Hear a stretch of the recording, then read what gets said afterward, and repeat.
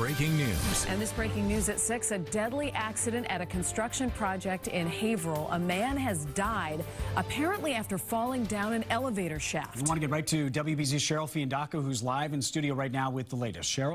Well, Liam, Lisa, we've learned that the victim is a 41-year-old man. Now, this is the scene along Essex Street in Haverhill. At this point, it appears the man fell down an elevator shaft at a construction project and died.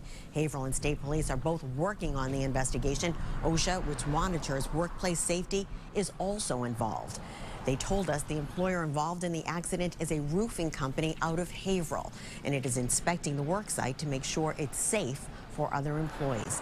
Now, the district attorney tells us he is not releasing the name of the man involved until the family is fully notified. Liam, Lisa? Cheryl Fiandaca live in studio. Thank you. Also